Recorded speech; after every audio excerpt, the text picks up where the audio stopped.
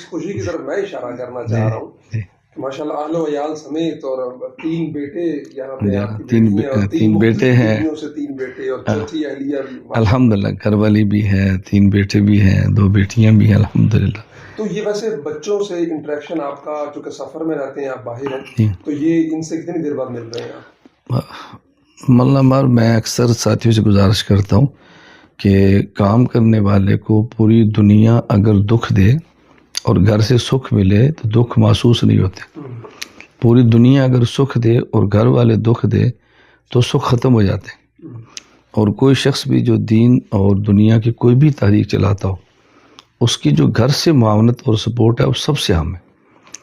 میں اللہ کا بہت شکر ادا کرتا ہوں کہ اس معاملے میں اللہ نے میرے اوپر بہت کرم کیا ہے۔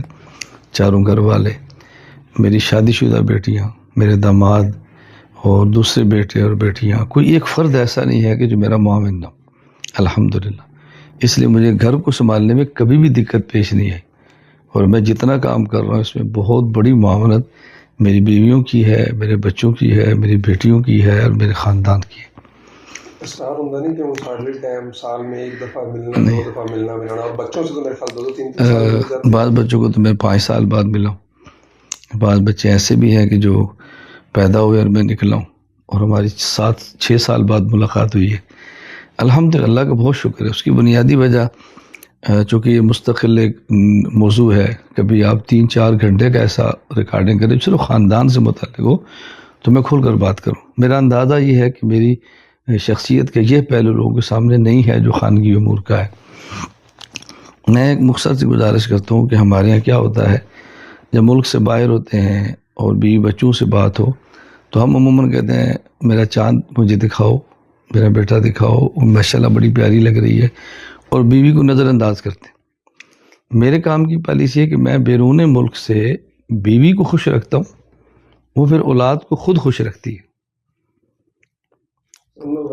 دیکھیں نا، اگر میں بچوں کو خوش رکھوں گا، مثال کے طور پہ میں ایک مثال دیتا ہوں، میں نے فون کیا، ویڈیو کال ہے، اگر میرے بچے آئے تو میں بیوی سے کہہ دوں بھائی تو پیچھے ہٹ، مجھے اپنے بچوں سے بات کرنے دے، وہ رو پڑے گی، اس کے آنسوں کوئی صاف نہیں کرے گا۔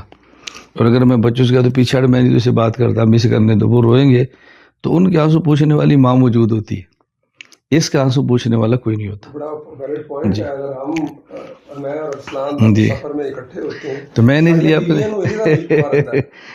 اپنے گھر کی پالیسی ہی یہ رکھی ہے، یہاں سے اٹھنے کے بعد بھائی سب سے پہلے فون کرو، اس سے بات کرو۔ حقیقت ہے ہمیں 16 کو آئے ہیں، ہم آج 23 8 دن ہو گئے، بیگم سے میں بات 4-5 منٹ ہوئی ہوگی، میں بچوں سے بات۔ مثلا میں اولاد کے والے سے ایک بات گزارش کرتا ہوں کہ میں رمضان مبارک کے شروع ہونے سے 3 دن پہلے چاروں گھر والوں کو میسج کرتا ہوں کہ آپ کو عید کی شاپنگ کے لیے، بچوں کے لیے جتنے پیسے چاہیے مجھ سے لے لیں اور رمضان عبادات میں گزاریں۔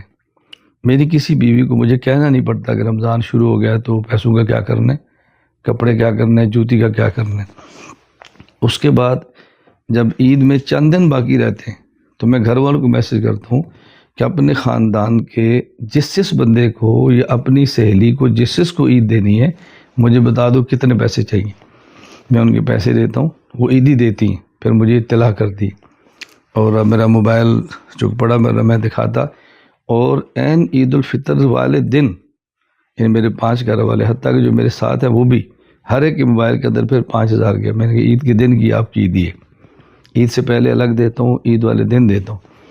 اور اس دفعہ عید سے 1 دن پہلے میں نے ہر اہلیہ سے اس کے بچوں سمیت ویڈیو کال پہ حال وال پوچھا کہ عید کے دن میں مصروف ہو جاؤں گا تو ممکن ہے عید والے ہماری بات نہ ہو سکے۔ پھر عید کے دن میرا مسلسل معمول ہے، ہر عید کو میں ویڈیو کال کرتا ہوں، اور چاروں بیویاں اپنے بچوں کے ساتھ بیٹھتی ہیں اور میں چاروں سے بات اکٹھی کرتا ہوں، ہر ایک اپنے اپنے گھر میں ہے۔ اس کی بنیادی وجہ کیا ہے؟ رسول اکرم صلی اللہ علیہ وسلم سال میں 1 دن متعین فرما کے اپنی ساری بیویوں کو اکٹھا رکھتے تھے، 1 دن۔ اور میں جب پاکستان میں تھا، دیکھیں میری بات ویڈیو جا رہی ہے، میرے بچے سن رہے ہیں، بچے پاس بیٹھے ہیں، بیویاں سن رہی ہیں۔ جب میں پاکستان میں تھا تو میرا معمول تھا کہ میں ایک تراویح صرف اپنی بیویوں کے ساتھ پڑھتا تھا، میں امام اور وہ میرے پیچھے ہوتی۔ پھر تراویح کے بعد جی ہاں تراویح کے بعد اللہ کا بڑا شکر ہے مجھے نہیں کبھی مشکل محسوس ہوا. ہم نے الحمدللہ ماحول ایسا بنایا. تراویح کے بعد پھر فجر تک ہم اکٹھے رہتے تھے, بیٹھنا, بات کرنی اور ہدیہ دینا اس طرح. اور جب سے میں ملک سے باہر ہوں پھر اب میں اکٹھے بیٹھا نہیں سکتا, تو ہم ایسا کرتے ہیں کہ اکٹھی ایک دن ویڈیو کال تھا کہ وہ کسی درجے میں ایک سنت زندہ ہو جب اکٹھے بیٹھے. تو باقی جب مجھے موقع ملتا ہے اور ویزے جہاں کے ملتے ہیں الحمدللہ کئی بار ایسے ہوا ہے کہ میرے دونوں گھر والے آ جاتے ہیں, اکٹھے ہوتے ہیں, کبھی مطلب ایک ہے کبھی وہ ہے تو اکٹھے بیٹھتے ہیں.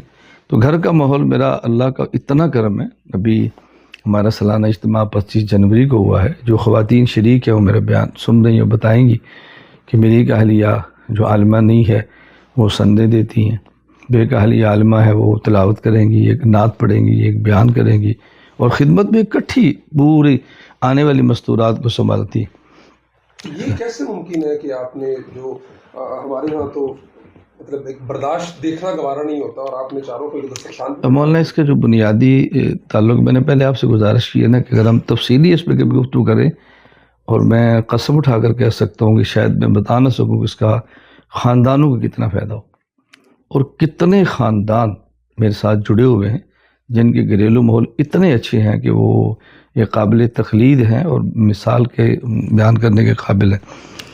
ہمارے ہاں جو بنیادی نقطہ ہے, رات ہم ایک جگہ بیٹھے تھے تو کچھ علماء بھی تھے, کسی نے دوسری شادی کے حوالے سے سوال کیا. تو میں نے کہا بھی شادیاں مقاصد کے تحت ہوتی ہیں. مثلا میں ایک چھوٹی سی بات کہتا ہوں, ممکن ہے یہ لطیفہ ہو یا مزاح ہو, لوگ اس کو کیا سمجھیں. مثال کے طور پہ میں آپ کا نہیں کہتا کہ آپ گھر میں پھٹانا پڑے, میں ہی کہہ دیتا ہوں میں نے اگر دوسری شادی کی ہے, آپ شادی کا مقصد نہیں سمجھتے تو آپ پوچھیں کہ مولانا صاحب مجھ سے تو ایک نہیں سنبھالی جاتی, آپ کیا کھاتے ہیں, اس کا معنی شادی کا مقصد ہی سمجھیں. اور اگر آپ مجھے یہ پوچھتے ہیں کہ مولانا آپ کے تو بچے بھی ہیں اور بہت خوشگوار زندگی ہے, پھر آپ نے دوسری شادی کیوں, آپ کیا ضرورت محسوس ہوئی, اس کا معنی کہ آپ شادی کا مقصد سمجھ رہے ہیں. تو جب شادی کے مقاصد کے تحت شادیاں ہوں اللہ تعالیٰ بہت مدد فرماتے ہیں.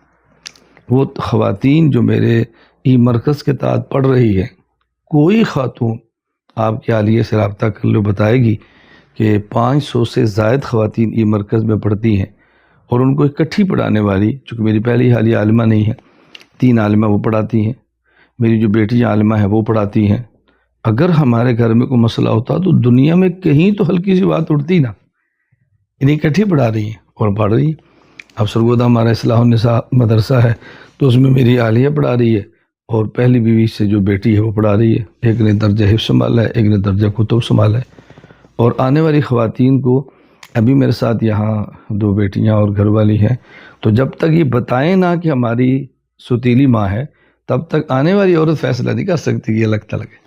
تو یہ تو آپ نے عالیہ کا بتا دیا 4 ماشاءاللہ کو جی کوٹا پورا ہے. تو بچے کتنے ہیں آپ کے؟ 20 آپ کے ذاتی؟ جی میرے ذاتی, جن کی رجسٹری انتقال ہے چیز آپ کے جی میرے نام الحمدللہ. وہ مجھے طارق مسعود صاحب کہتے ہیں ان کے 17-18 ہیں, تو لیکن وہ کچھ نہیں الحمدللہ میرے 4 بیویوں سے 20 بچے الحمدللہ.